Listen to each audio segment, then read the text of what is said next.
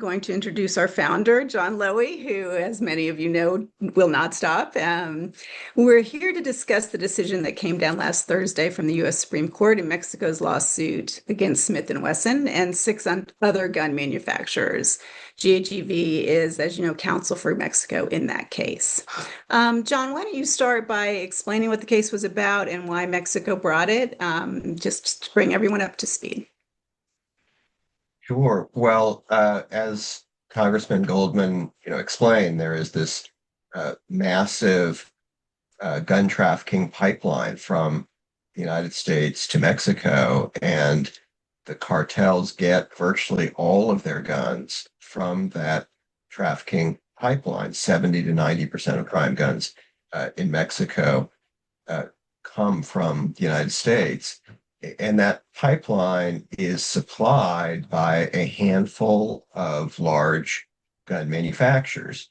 And those manufacturers deliberately choose to sell their guns through dealers, including the worst of the worst gun dealers.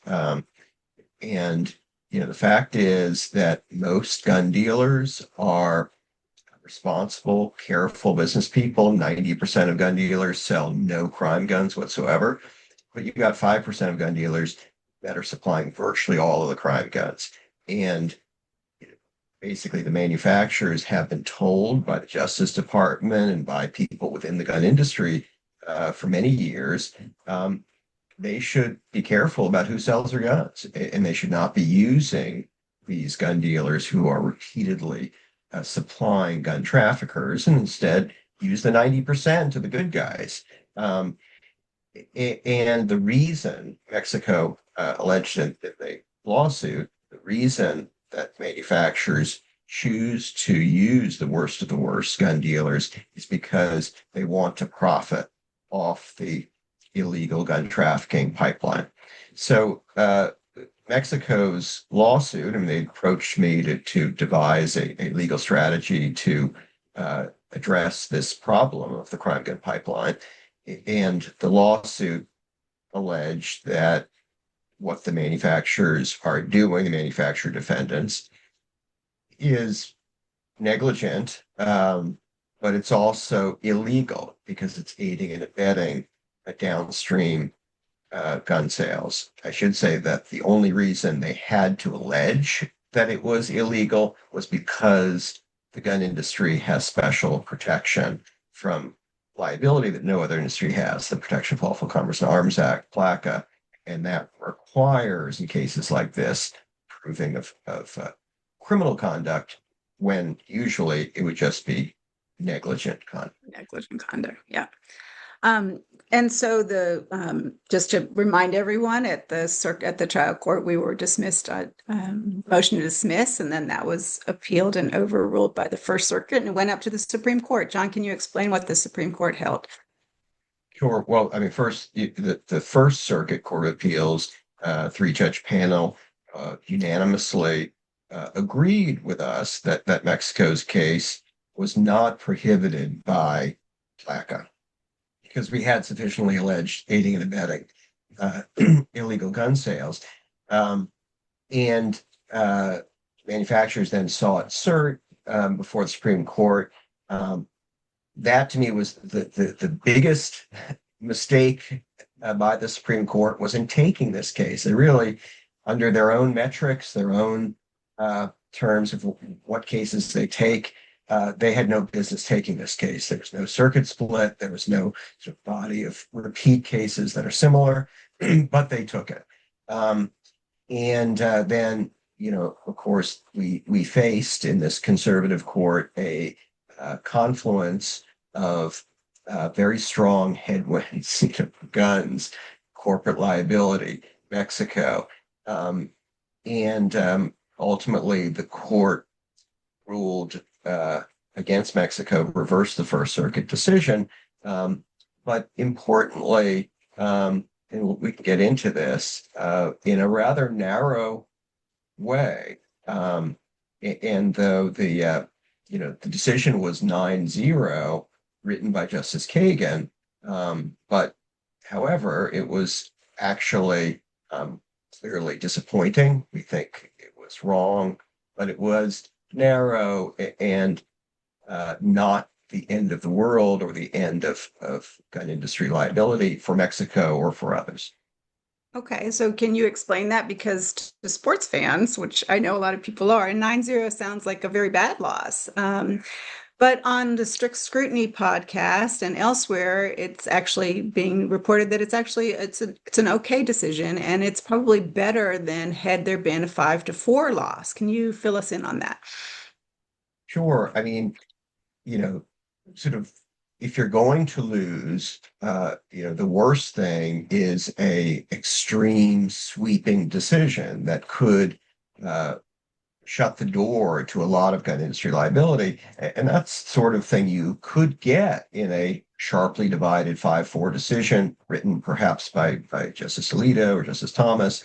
Um, However, that isn't what we got. What we got was a 9-0 decision, which of course had to be sufficiently moderate so that the Justice Sotomayor and Jackson and Kagan, who wrote the decision, had to agree with it. So as a result, it was this very narrow view. And we always thought that if we were going to lose, obviously we didn't want to, but if we were going to lose, the best result would be a 9-0 decision written by someone like Justice Kagan.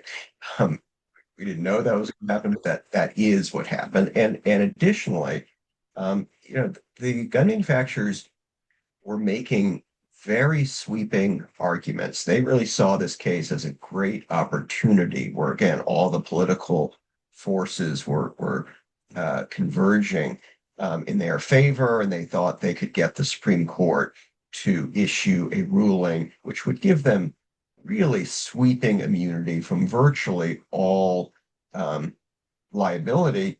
And they did that a number of ways. One of them is they wanted a decision on proximate cause, which I don't want to get too wonky on, but if they had won in that argument, the court would have held that essentially manufacturers could never be deemed the proximate cause and therefore could never be liable for a downstream gun crime.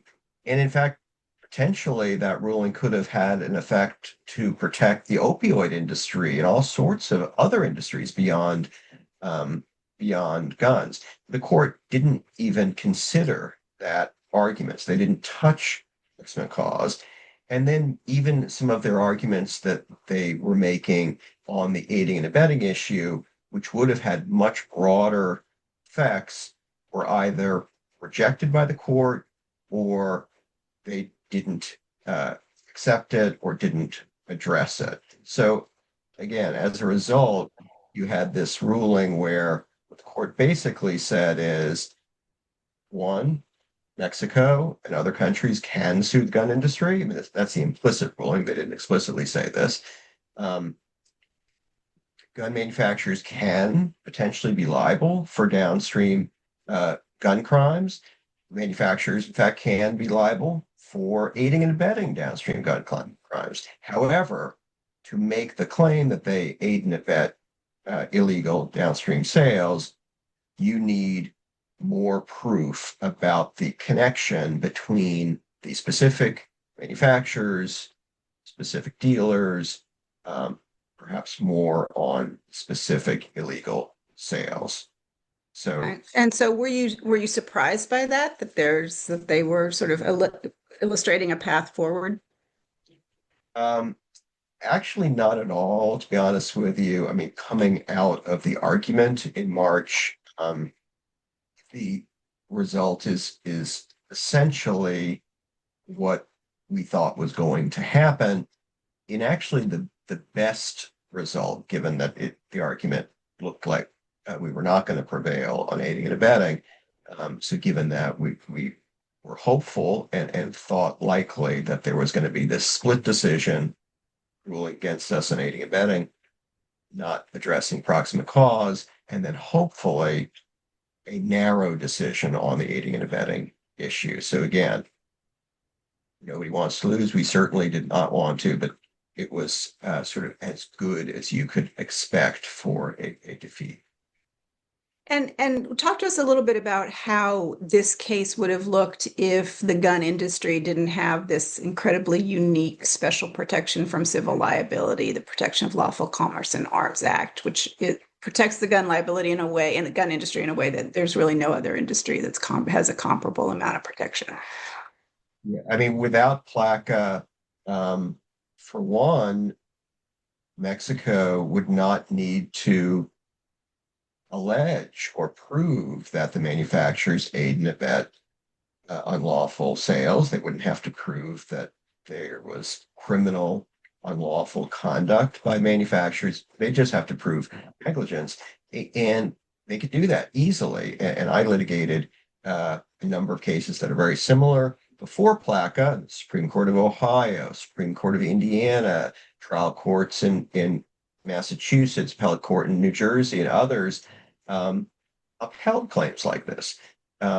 So, I think it's pretty clear that without PLACA, this case would be active in discovery. And then importantly, the manufacturers then have an opportunity to defend themselves. I mean, we're not saying that they, are immediately liable.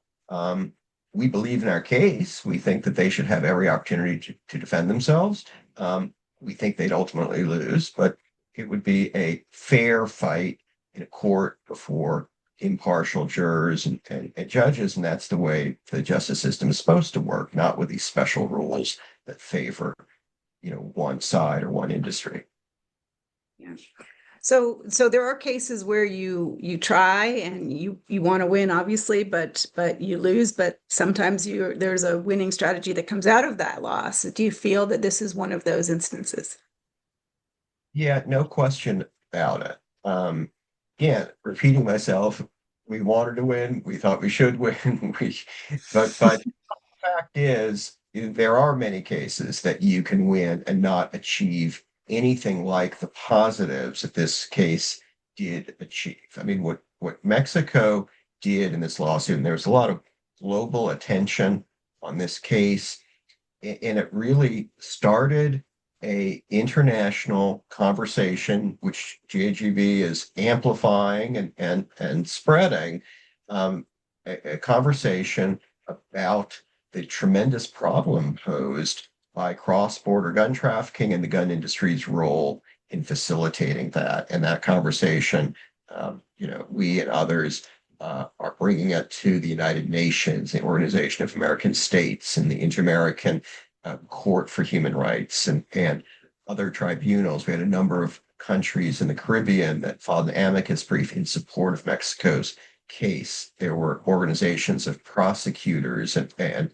law enforcement that supported Mexico's case. So there really was this global recognition, and certainly a lot of bilateral recognition. It elevated the issue to the U.S. government. So they're taking it, I think, more seriously than they did. So there certainly was a lot of positives, and all of that campaign to stop the problem of cross-border gun trafficking, not just to Mexico, but to Haiti and Canada and other countries, that will continue. It's central to GAGV's work, and this lawsuit really started that campaign and process. Yeah. So I mean, GAGV does work in the courts and in with human rights actions. What do you think the future of gun industry liability is after this decision? Do you think there's a change coming?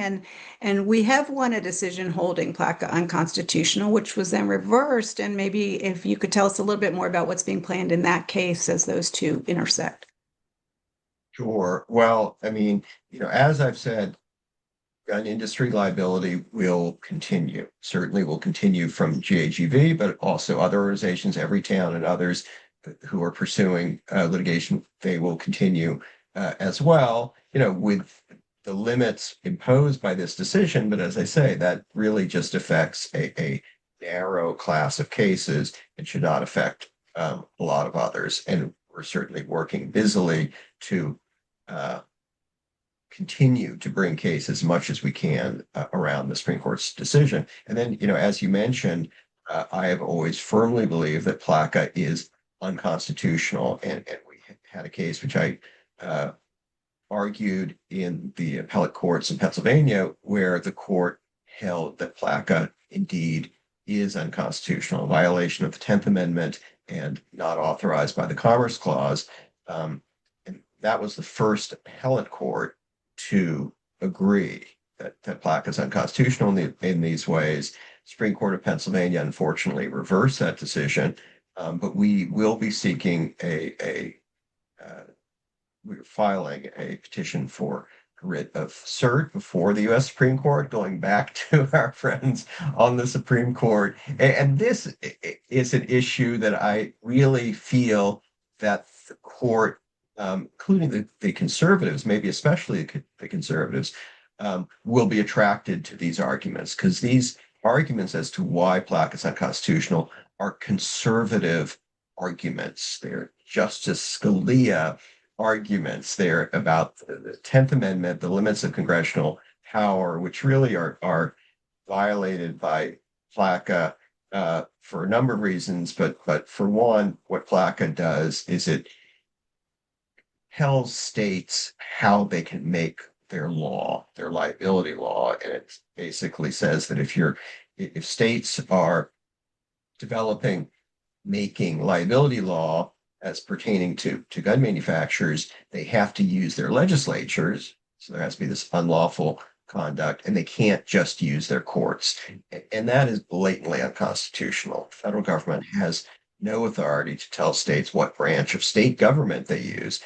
And so I really do feel that that is a case that if the court doesn't take this cert petition, they may well take the next or the next. And when they do, I really feel that they will strike PLACA down. Okay. And in terms of continuing litigation and continuing to go back to the courts on this issue, we have a question from one of our participants, and then anyone else have a question, please feel free to put it in the chat. But we have something, someone asking if the lawsuit against the Arizona gun dealers was affected by the Supreme Court ruling. Yeah, that's a great question. I mean, I think clearly not. And again, that there could have been a decision if there was a broad ruling on proximate cause that could arguably have had effects to cases like that, but not the way this decision was drafted. I mean, the decision clearly is, for one, just limited to gun manufacturers, just limited to aiding and abetting by gun manufacturers, and then even there doesn't shut the door to those claims. That really has nothing to do with a case against a gun dealer, and it also has nothing to do with a case where the gun company directly violates a law as opposed to aiding and abetting someone else's violation of the law. So it should have no effect on the Arizona case or similar cases. And can you just fill us in where the Arizona case is procedurally? Sure. And that case, by the way, was brought by the government of Mexico after the lawsuit against these manufacturers. And the lawsuit was brought federal court in Arizona against 5 gun dealers who is alleged have sold guns to traffickers that supplied criminals in Mexico. In that case, the trial judge denied a motion to dismiss, held the case is not prohibited by PLACA, and now the case is intensely into discovery, the fact gathering stage of the case, where both sides get to prepare for ultimate trial. So that's where it is, and I expect that's where it will continue until we're ready for trial. Great. Well, thank you so much for bringing us up to date on all the litigation that we have going here in the United States. Do you want to say a quick word about our lawsuit for survival and where that is in the Inter-American Human Rights Commission? Sure. Well, the lawsuit for survival is a case that we, GAGV, brought along with the George Washington University Law School Civil and Human Rights Clinic.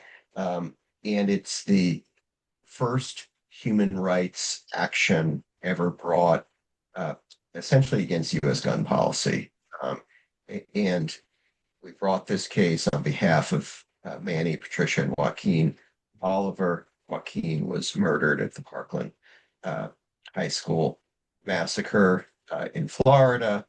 And we brought this case in the Inter-American Commission for Human Rights. The argument that we're making is that under human rights law, Joaquin and all of us have a fundamental right to live.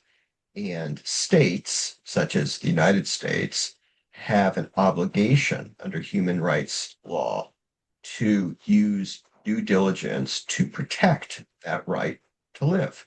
I mean, that's pretty simple. The state can't just let people be murdered and massacred. In a case like, the United States, that requires some sensible, gun regulations. And that case is proceeding in the commission. We expect that we will ultimately win. And when we do, the commission, which is a body of the Organization of American States that the United States is a member of, we expect that the commission will find that the United States is in violation of its human rights obligations, that is, it's violation of the law, and that it needs to do more to protect people from gunfire. And while it doesn't have the power to order the U.S. Congress to pass laws or anything like that, that really does put new pressures on the U.S. that's never felt before. And if the U.S. wants to continue to do business in international tribunals and the OAS, it's tough for it to just thumb its nose at this decision and then try to, use those bodies for its own purposes. So it really does put pressure, maybe not in this administration, but certainly in future ones. And also importantly, the case really reframes the gun issue as not a politically divisive issue, not a pro-gun, anti-gun issue, but as a human rights issue that we can all agree on. We all have a right to live, a right to safety, and we should just agree on that fundamental principle. And then we can argue about the specifics about how to protect those rights. Thank you. That's one of Global Action on Gun Violence main focus is to bring the international community to bear on this problem and to, as you say, redefine this as a human right to live. I do have one last question from the audience, which gets into that international flavor. What impact did the change of government in Mexico have on our strategy, if any? So just a primer there. There was an election in Mexico recently, and the government changed, and now President Sheinbaum is president there. I think any change was just sort of more positive. The previous administration brought the case, so clearly believed in the case, both of them. But President Sheinbaum has really talked about the lawsuits in great detail and great, support and approval, probably more than the previous administration. So, and the issue of gun trafficking to Mexico is front and center with her response to tariffs and disputes over immigration policy and such. So, I think both administrations supported the case, but it's really elevated the support with the current president. Seen that as well. Well, thank you so much for taking time to talk to us about the case, and thank you to everyone who joined the webinar. We please remember that we're delighted to have your input and always available for discussion. We are a nonprofit organization dependent on contributions. So if you're so interested, you can log on to actiononguns.org and make a donation, and that will support all the great lawyers and work that you see here today. So have a great day, everybody, and keep up the fight for gun violence prevention, but also keep up the hope for gun violence, for change in this area, because I think we're going to be seeing a change that comes more quickly than we think. It's always that tipping point and then things change. So we appreciate you all very much.